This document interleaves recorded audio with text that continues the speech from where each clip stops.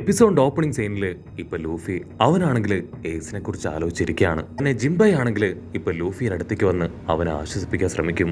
Luffy പറയും, actually ഞാനും ഏസും ഒരുപാട് കാലമൊന്നും ഒരുമിച്ച് ടൈം സ്പെൻഡ് ചെയ്തിട്ടില്ല, പക്ഷെ എനിക്ക് അവനെ ഭയങ്കര ഇഷ്ടമാണെന്ന് പറഞ്ഞ് ഒരു ഫ്ലാഷ് ബാക്കിലേക്ക് പോകും. ഫ്ലാഷ് ബാക്കിലാണെങ്കിൽ ഏസും ലൂഫിയും അവർ രണ്ടുപേരും ചെറുപ്പം മുതലേ ഒന്നിച്ചാണ് വളർന്നത്, ഒന്നിച്ചാണ് ട്രെയിനിങ് എടുത്തത്. എന്തിന് ഭക്ഷണം കഴിക്കുന്നതും കിടക്കുന്നത് പോലും ഒരുമിച്ചാണ്. പക്ഷെ അവരെപ്പോഴും തമ്മിൽ പൊരിഞ്ഞ അട്ടിയിടി ബഹളമാണ്. ചെറിയ കാര്യങ്ങൾക്ക് പോലും അവർക്ക് തമ്മിൽ വലിയ വലിയ അഭിപ്രായ വ്യത്യാസങ്ങൾ ഉണ്ടായിരുന്നു. മാത്രമല്ല ചെറുപ്പത്തിൽ തന്നെ ലൂഫിക്ക് ഡെവിൾ ഫ്രൂട്ടിന്റെ പവർ ഉള്ളതുകൊണ്ട് തന്നെ അവൻ എപ്പോഴും ഏസിനെ കളിയാക്കിക്കൊണ്ടേയിരുന്നു. പക്ഷെ ലൂഫിക്കാണെങ്കിൽ അപ്പോഴും അവന്റെ പവർ കറക്റ്റായിട്ട് യൂസ് ചെയ്യാൻ അറിയില്ല.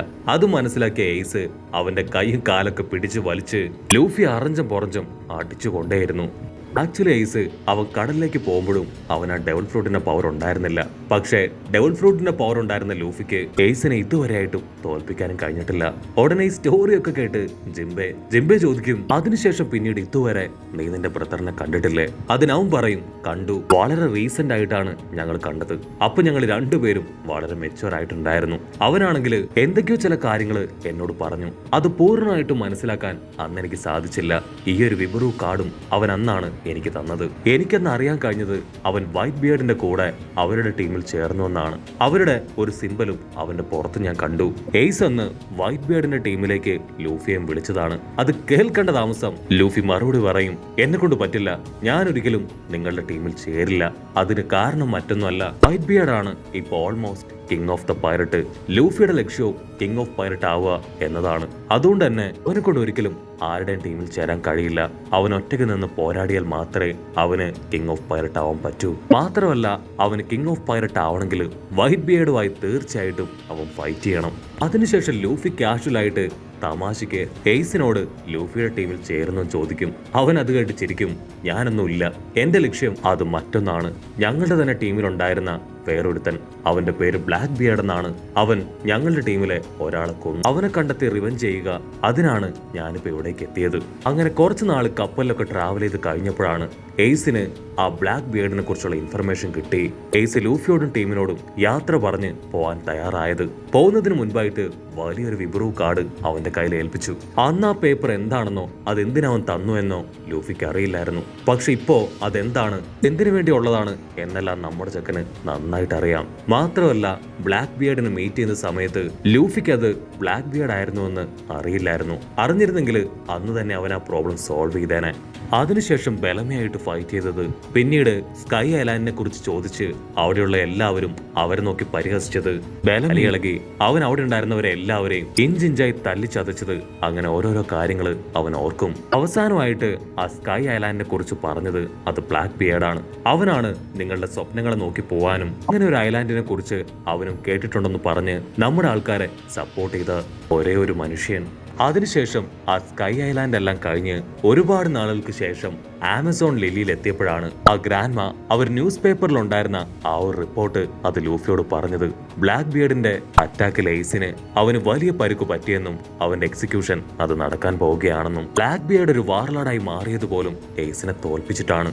ഈ ന്യൂസ് ഒക്കെ കേട്ട് ലൂഫി ഒരു സെക്കൻഡ് അങ്ങനെ ഫ്രീസായി പോവും. അതിനുശേഷമാണ് അവൻ പ്രിൻസസിനോട് ഹെൽപ്പ് ചോദിച്ച് അവൻ ഏസ് ആരാണ് എന്താണെന്നുള്ള കാര്യങ്ങളെല്ലാം എല്ലാവരോടും പറഞ്ഞ് പ്രിസണിലേക്ക് വന്നതും അവസാനം ഇങ്ങനെ ഒരു ടീമായി മാറി ഇപ്പൊ ഏസിനെ രക്ഷിക്കാൻ കപ്പലില് മുൻപോട്ടേക്ക് പോകുന്നതും. ജിംബെ പറയും, ആക്ച്വലി വൈറ്റ് ബിയർഡ് നല്ലൊരാളാണ്, ആ ബ്ലാക്ക് ബിയർഡ് ആണ് ഇതിനെല്ലാം കാരണക്കാരൻ. അവന്റെ ലക്ഷ്യം ഇപ്പൊ വൈറ്റ് ബിയർഡ് ആണ്. വൈറ്റ് ബിയർഡിനും കൂടെ തകർത്ത് അവന് കിങ് ഓഫ് പൈററ്റ് ആവാനാണ് അവൻ ശ്രമിക്കുന്നത്. അങ്ങനെ ജിംബയും ലൂഫിയും അവർ രണ്ടുപേരും നടന്ന കാര്യങ്ങൾ ഒന്നൊന്നായി പറഞ്ഞ് മുൻപോട്ടേക്ക് പോവും. അവിടുന്ന് അങ്ങനെ ബ്ലാക്ക് ഔട്ട് ചെയ്ത ഇപ്പൊ നേവി ബേസ് കാണിക്കും. അവിടെ ആണെങ്കിൽ ഒരുപാട് സോൾജേഴ്സ് ഒക്കെ ചേർന്ന് ഫൈറ്റ് ചെയ്യാൻ തയ്യാറായി കഴിഞ്ഞു. മറ്റൊരു ഭാഗത്ത് ഏസ് അവനാണെങ്കിൽ ഇപ്പോ 3 ഡോറൊക്കെയുള്ള ഒരു സെല്ലില് ലോക്ക് ചെയ്യപ്പെട്ടിരിക്കുകയാണ്. കയ്യിലാണെങ്കിൽ സീപ്രസൻ സ്റ്റോൺ കൊണ്ട് ഉണ്ടാക്കിയ ഹാൻഡ് കഫും. സോ അവനങ്ങനെ വമ്പം കലിപ്പില് ഫ്ലാഷ് ബാക്ക് ആലോചിക്കും. ഫ്ലാഷ് ബാക്കില് ഏസ് ഒരുപാട് കഷ്ടപ്പെട്ടാണ് ആ ബ്ലാക്ക് ബിയർഡിന്റെ അടുത്തേക്ക് എത്തിയത്. ഏസിനെ കണ്ട് ബ്ലാക്ക് ബിയർഡിനാണെങ്കിൽ പ്രത്യേകിച്ച് കൂസലൊന്നും ഉണ്ടാവില്ല. അവൻ ക്യാഷ്വലായിട്ട് ഏസിനോട് എയ്സിനോട് സംസാരിക്കും. ആ എയ്സ്, ഒരുപാട് കാലായി നമ്മൾ തമ്മിൽ കണ്ടിട്ടല്ലേ, നിനക്ക് വേണമെങ്കിൽ ആ വൈറ്റ് ബിയർഡിനെ വിട്ട് എന്റെ കൂടെ വന്ന് ചേര്. എയ്സിനാണെങ്കിൽ അത് കേട്ട് അവന്റെ കലി കേറി വരും. കാരണം ഓൾറെഡി അവരുടെ ക്രൂവിൽ ഒരാളെ കൊന്നിട്ടാണ് അവൻ ഇവിടേക്ക് വന്നത്. പക്ഷെ ബ്ലാക്ക് ബിയർഡ് ആണെങ്കിൽ അപ്പോഴും യാതൊരു കൂസലും ഇല്ലാതെ എയ്സിനോട് പറയും, നിന്റെ ബ്രദർ ആ ലൂഫിയെ, അവനെ ഞാൻ കൊല്ലാൻ പോവാണ്. അവനെ കൊന്ന് ഞാൻ ഗവൺമെന്റിന്റെ ഗിഫ്റ്റ് ആയിട്ട് കൊടുക്കും.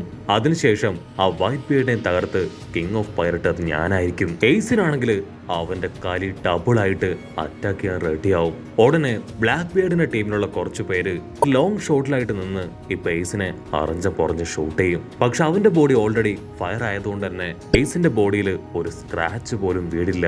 എയ്സിന്റെ അത്രയും നാളത്തെ ദേഷ്യവും വെറുപ്പും എല്ലാം ഉപയോഗിച്ച് അവനിപ്പോ ബ്ലാക്ക് ബിയർഡിനെ അറ്റാക്ക് ചെയ്യും. അവന്റെ ഫയർ പവറിൽ ബ്ലാക്ക് ബിയർഡ് നിലവിളിച്ച് കരയും. ബ്ലാക്ക് ബിയർഡ് ആദ്യം എപ്പോഴും ഒരുപാട് അടി അവൻ വാങ്ങിക്കും. അതിനുശേഷം മാത്രമേ അവന്റെ പവർ വെച്ച് തിരികെ അറ്റാക്ക് ചെയ്യൂ. ബ്ലാക്ക് ബിയർഡ് ആണെങ്കിൽ വമ്പൻ ഓസ്കാർ അഭിനയമൊക്കെ അഭിനയിച്ച് ഇപ്പൊ എയ്സിനോട് പറയും, ഐ എം സോറി, എനിക്കറിയാം ഞാൻ ചെയ്തത് ഒരു വലിയ തെറ്റാണെന്ന്. സ്വന്തം ടീമിനുള്ള ഒരു ടീംമേറ്റിനെ ഞാൻ കൊന്നുകളഞ്ഞു.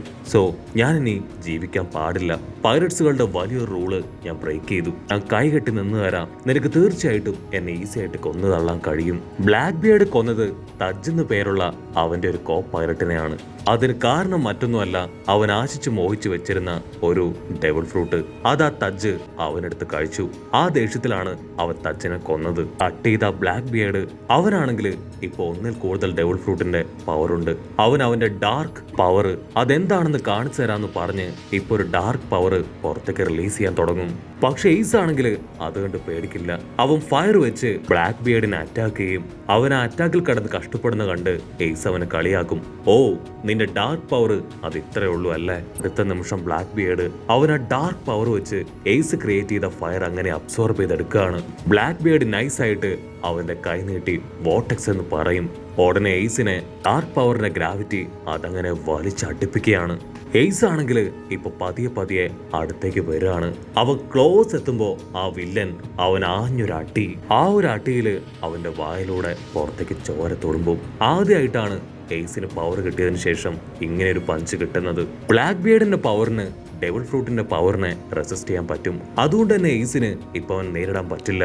എയ്സ് പക്ഷെ അവനെ കൊണ്ട് പറ്റും പോലെ ഫയർ ഉപയോഗിച്ച് അറ്റാക്ക് ചെയ്യും. പക്ഷെ ബ്ലാക്ക് ബിയർഡ് ആണെങ്കിൽ അവനെ ചുരുട്ടിയെടുത്ത് വലിച്ചെറിയും. ബ്ലാക്ക് ബിയർഡിന് എയ്സിനെ കൊല്ലണമെന്ന് ആഗ്രഹമില്ല. കാരണം എയ്സിന്റെ ബോഡിയിലെ പവറും വളരെ പ്രീഷ്യസ് ആയിട്ടുള്ള പവറാണ്. ബ്ലാക്ക് ബിയർഡ് ആണെങ്കിൽ വീണ്ടും അവനോട് റിക്വസ്റ്റ് ചെയ്യും, ഞാൻ നിന്നോട് മര്യാദയ്ക്ക് പറയാണ്, നീ ഇപ്പോഴെങ്കിലും എന്റെ ക്രൂവിൽ വന്ന് ചേര്, നമുക്ക് ഈ ലോകത്തെ തന്നെ വിരൽത്തുമ്പിൽ കൊണ്ടുവരാം. പക്ഷെ എയ്സ് അവൻ ഒരിക്കലും അതിന് തയ്യാറല്ലായിരുന്നു. അവൻ ആ പവർ ഇല്ലെങ്കിൽ പോലും എയ്സ് ചെറുപ്പം മുതലേ സ്ട്രോങ് ആണ്. അവൻ വീണ്ടും ഇപ്പോ ബ്ലാക്ക് ബിയർഡിനെ അറ്റാക്ക് ചെയ്യാൻ അവന്റെ അടുത്തേക്ക് അടുക്കും. എയ്സ് ആണെങ്കിൽ വലിയൊരു തീ അങ്ങനെ ക്രിയേറ്റ് ചെയ്യും. അത് കണ്ട ബ്ലാക്ക് ബിയർഡ് അവൻ വലിയൊരു ഡാർക്ക്നെസ്സും സിമ്പിളായിട്ട് ക്രിയേറ്റ് ചെയ്യും. അങ്ങനെ രണ്ടുപേരും വമ്പം പവറും എടുത്ത് ആഞ്ഞടിക്കും. ഈ കാര്യങ്ങളെല്ലാം ഇപ്പൊ എയ്സ് അവൻ ആലോചിക്കും. അതേസമയം ലൂഫി ആണെങ്കിൽ ബ്രദർ എയ്സ്, തീർച്ചയായിട്ടും ഞാൻ നിന്നെ സേവ് ചെയ്യും എന്ന് പറയുന്നതോട് കൂടെ ഈ ഒരു എപ്പിസോഡും അവസാനിക്കുന്നു. എപ്പിസോഡ് ഇഷ്ടപ്പെടുകയാണെങ്കിൽ തീർച്ചയായിട്ടും ലൈക്ക് ചെയ്യാനും കമന്റ് ചെയ്യാനും ഷെയർ ചെയ്യാനും മറക്കല്ലേ. അടുത്തൊരു അടിപൊളി എപ്പിസോഡുമായിട്ട് കാണുന്നവരെ it's me with Mallu episode.